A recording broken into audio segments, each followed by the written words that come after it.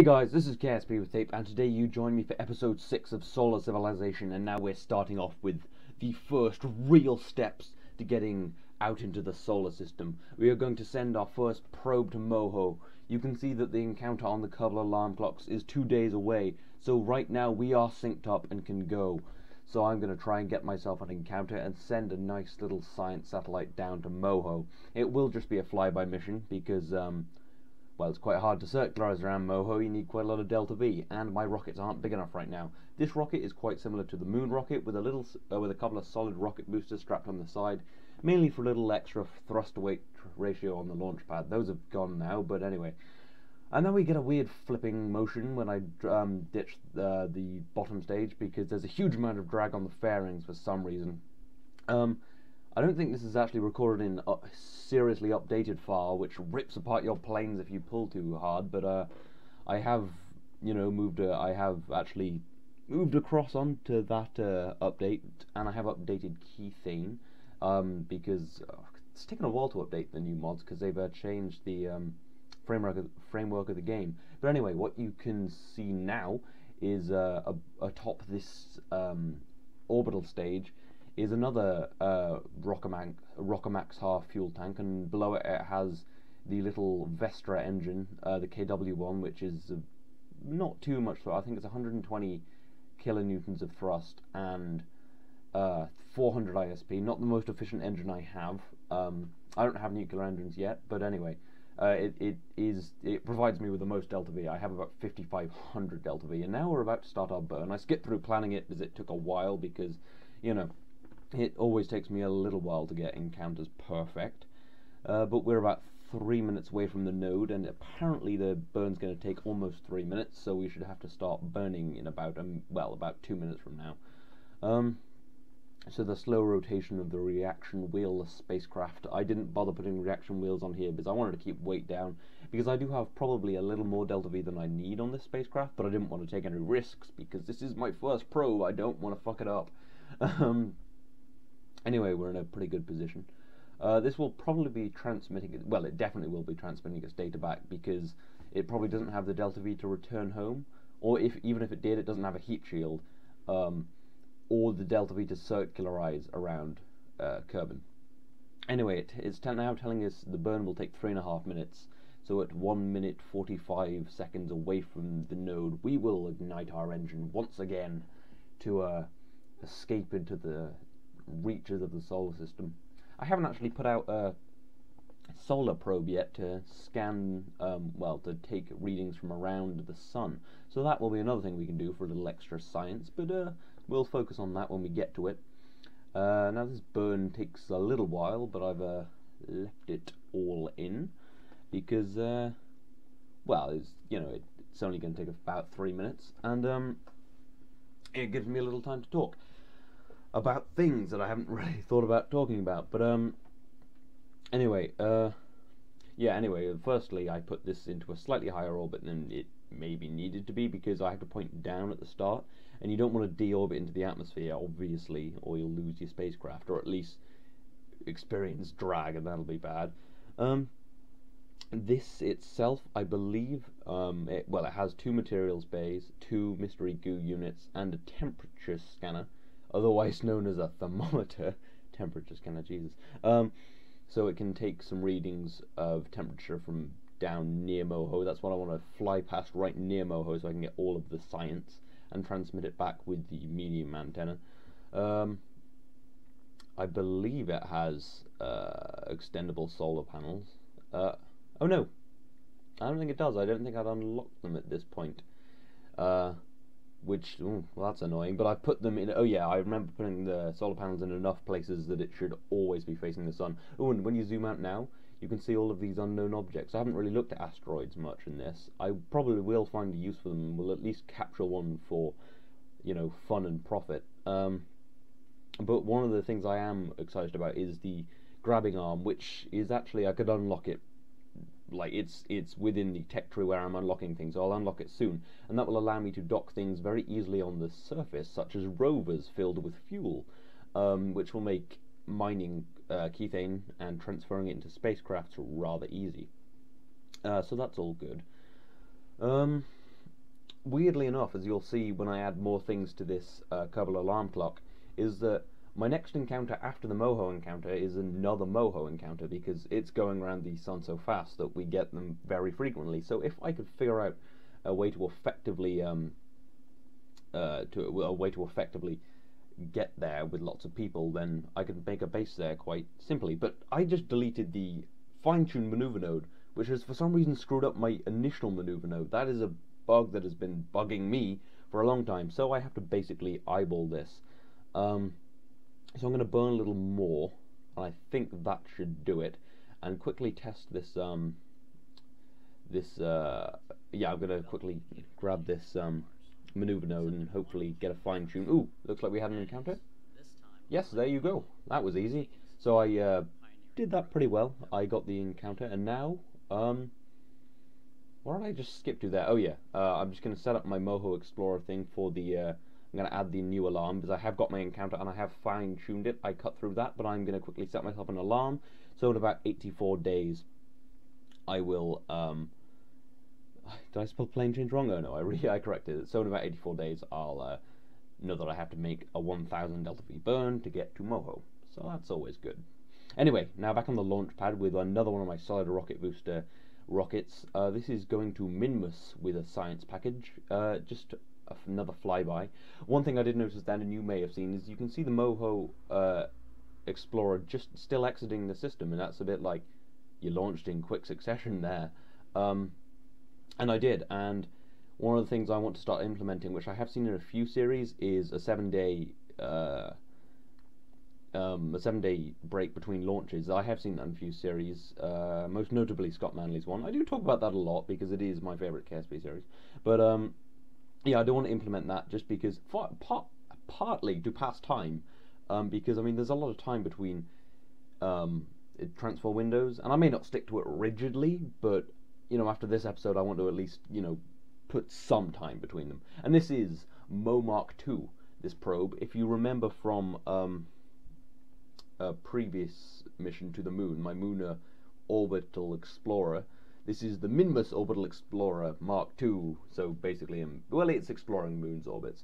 So anyway, again, that stage didn't quite get this to orbit, annoyingly, so I'm going to have to use a bit of this fuel, but there is, yeah, quite a lot of fuel in this stage, so we'll be able to do some things. Anyway, foolishly, I start changing my my inclination low down near the planet, which is a bad idea, because the nearer to the planet you are, the more Delta V it takes to change your plane. Anyway, I have got my maneuver set up. Usually I never put a maneuver node down for going to the moon, because I can just do that. But Minmus, I haven't quite figured out the optimal time, so I tend to use maneuver nodes, because might as well. I do a lot of things because might as well, but anyway, it's fine. Yeah, I'm, you know, using tank. I did put a little extra fuel on this than the Lunar Explorer because it's going a little further out, and although it takes a little less Delta V to land on Minmus, it takes quite a lot more to fly by Minmus than flying by the moon, because it's about going further out. But that'll be fine. Anyway, there's a fine tune. I left that in because this is all still at 4 times time accelerate, and this didn't take that long. So yeah, I'll prepare for that. It'll be a quick burn south and slightly prograde, maybe retrograde. I don't know, one of them, one of the grades. So that'll put us on a course to fly past Minmus and hopefully get a good encounter. Well, hopefully get low to the surface of Minmus so that we can get science from both high above and low down near Minmus. One thing I think I did. Oh no, did I forget? I think I may have put a thermometer. Why can't I remember that word today? I think I may have put a thermometer on this. But now the Kerbal Moho transfer thing comes up on the Kerbal alarm clocks, but I've already gone there and it's only 2 days earlier. And I quickly change the alarm margin for the Moho Explorer to 20 minutes, because that'll tell me 20 minutes before I need to make the maneuver rather than 1, so I'll probably miss it if I do it 1 before.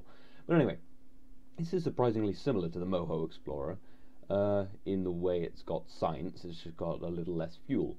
Anyway, I'll drop my periap so I get close to Minmus, obviously, for science reasons. and I'm quickly going to test how much delta V it'll take to get back, and about 125. And I have 700 left on this because I like to overpower things every now and again, and it's hard to actually pull myself back to Kerbin from Minimus orbit. But anyway, I will take a quick materials-based study, and a mystery goo study. There you go. Yeah, I did incorporate a temperature scanner, freaking thermometer. God damn it! Why can't I remember that? It can't be done right now, and that annoyingly breaks it, so I have to reload later. But yeah, that'll be fine. So now I need to drop down to near Minimus to get a little more science for my space program to make cooler and bigger things.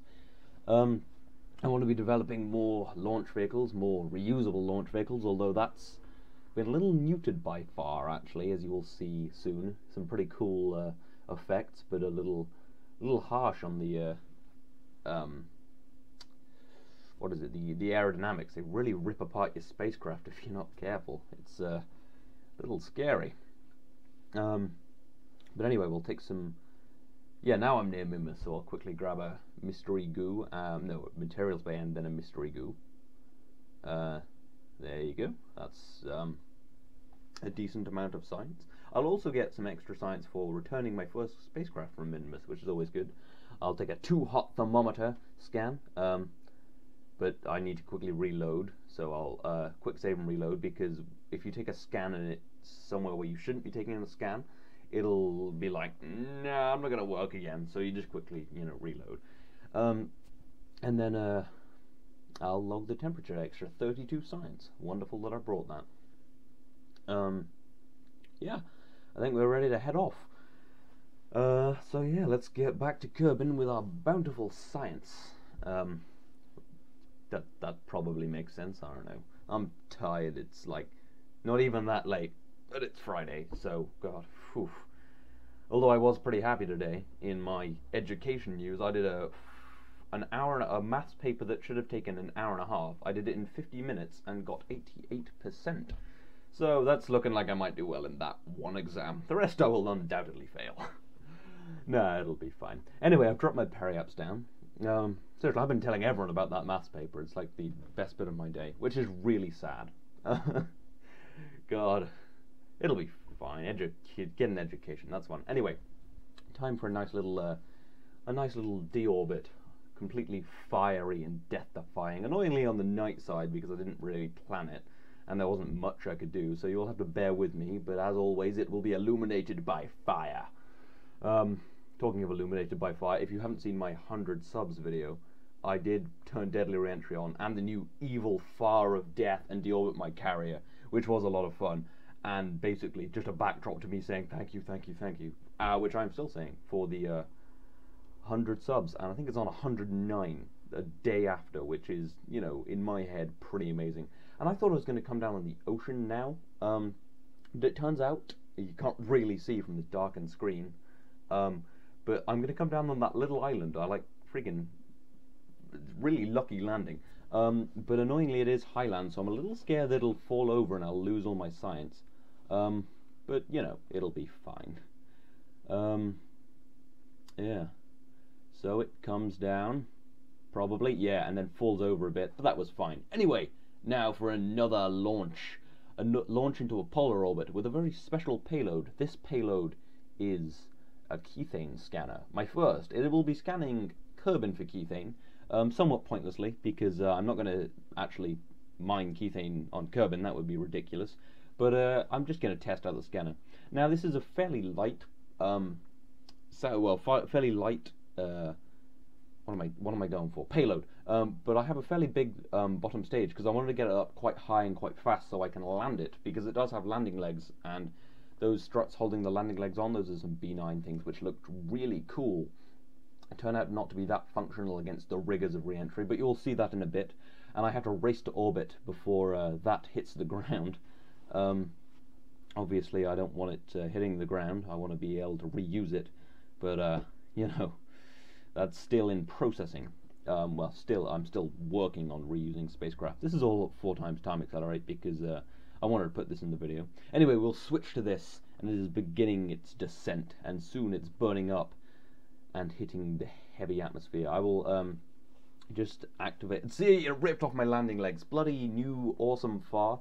Anyway, I've opened up the taps on the fuel tank at the top, and I'm just slowly slowing myself down. But without the landing legs, it will be hard to eyeball. And I've realised I'm not really bringing enough fuel on these reusable rockets, so I always run out of fuel just before above the ground. So I think next time I'll put a little more fuel on it. But anyway, I should ditch this, and you can take a good old look at the satellite. It has SAS on it, just cause I felt like adding more weight to it. It has RCS, so it can maneuver itself to the perfect orbit. It obviously has a kethane scanner, some actual solar panels that point themselves toward the sun. I did unlock them with my Minmus science, oh my god. So now I'm going to put this into a fairly circular orbit with RCS, and if ever I need to move it, I will. It also has freaking loads of batteries, just cause I was just putting stuff on the probe, because I like to have complicated space probes, not space probes, satellites. But you can see I'm scanning and not really picking up any kethane. I mean, that's normal. I mean, there's not kethane everywhere on Kerbal, but I did need to update the kethane mod. So I did, and that'll, be apparent in the next episode. But anyway, we'll just quickly deorbit this because I don't want there to be space debris. There is a probe on it as opposed to a MechJeb unit, because I have really been spamming MechJeb units recently. But anyway, I should probably cut through this because it does just hit the ground. And that's basically what I put it forward to. But now, Grasshopper Mark II. If you remember from one of my episodes, I had a Grasshopper Mark I, which was 1.25 meter parts, doing this kind of SpaceX style reusing rockets tests. But this is with 2.5 meter parts, much bigger, much better, and probably easier to reuse. It is using one of the KW rocketry engines, because I started using those in clusters. So this will be more realistic to what I will actually be landing. It'll become more apparent in future episodes. And I'm using the MechJeb Translatron to hold vertical velocity, because it's really useful. I really like MechJeb for this sort of thing. I've only included one tank of fuel, because obviously I will never be landing an entire full stage of fuel, probably. I've given it more fuel than it'll probably have when it actually does land. And that's why I'm being very liberal with hovering, because it looks cool. But yeah, this is basically, if you don't know SpaceX or stuff, they test their ideas for reusable rockets in a similar way. They kind of get a whole main stage, put fuel in it, use one engine, and then kind of do various tests on flying it up to a certain altitude, hovering it, and landing it. And those have all gone very well, very cool. If you haven't seen them, they have a YouTube channel. One jumps to almost 740, no, it jumps to about 744 meters. And you just get, it just looks amazing. But anyway, now we're coming back down at -2 meters a second exactly. Well, now it is, because MechJeb said, and I've got kill horizontal speed, which is always useful. It's just a very useful tool. I do like MechJeb. I don't want to overuse it. I want to have some of my skill in this, because it's taken a while to develop my intense skills, which are really lacking. But anyway, this is just a pretty cool spectacle, and will hopefully one day actually become reusable rockets, because even without costs, I think it's really cool. And I could parachute land them, but I think it just looks cooler to land stages. So that's probably what's going to happen, if I can ever make them not tear apart in the atmosphere. But anyway, on this landing, this is time for me to say, I hope you've enjoyed this episode of Solar Civilization. This has been KSP with Tape. I will see you next time.